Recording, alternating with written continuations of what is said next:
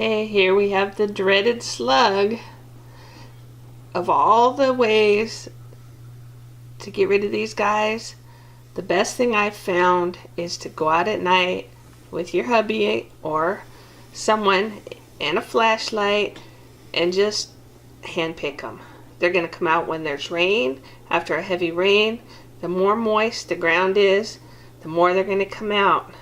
And hand picking them before your steeds start is the best time to get rid of these guys. Diatomaceous earth works. You can sprinkle diatomaceous earth on the ground, but any rain or anything's going to wash it away. So hand picking, and then we also are going to show you some methods with boards and newspaper that work pretty good too. But just walking around, there's a bunch of these big guys out. We just had a rain, and they are everywhere.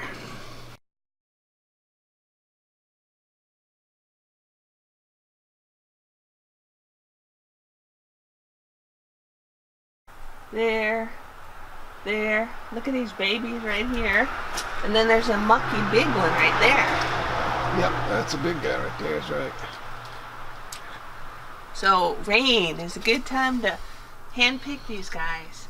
You can't hardly find them when you dig in the soil looking for them, but after rain they're going to come out. Hand pick them and onto my thumb. So this is 2 nights in a row that Vicky's been out killing the slugs, capturing them and then killing them so they don't get into our garden stuff this year. Can't believe there's this many out there. And how many did you get off the greenhouse the other morning? Early? Twice this, yeah. Wow. Amazing. In a bad way. They like me. 2 at once on my thumb. Okay. It's been raining this afternoon and we're out slug hunting. As you can see, there's one right there. Right on the leaf.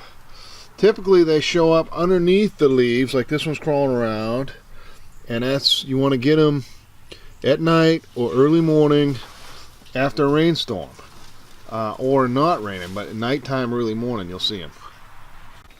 Okay, now this guy is on the bottom of a banana leaf, and you can see he's on the underside, not the top side. So that's the key, is you got to look under the leaves to find them guys, okay? This guy is a real healthy one. We're going to take care of him real quick. Get him out of here so he can quit eating our plants. Okay, here's another one. Again on a banana plant, but it's on the bottom side of the leaf, so they're everywhere. You just grab them, you got a finger, pick these things, just grab them off and squeeze them, crush them, put them in salt water. But get them off the plants. We've had real good luck. This is the most we've seen in probably 3 weeks, because we had 3 or 4 nights we went out and really got on them and took care of them. And after that, we didn't find hardly any morning or night when we went out. So just hand pick them and get rid of them, and it'll do your plants a whole lot of good. There you go. Now these critters also like house siding, which is, it's not close to the garden, but we're going to get them anywhere we can find them and get them out of here and kill them. Another thing is, sometimes you pick up leaves and they will be sitting all on the bottom side of these suckers, and it'll transfer from that to the plant and start eating your plants. So another good place. Or any kind of plastics out in your garden, like this lid right here, anything out there, a lot of times you'll find those critters on the bottom side of something that's plastic. Okay, so these trails you see are made by slugs.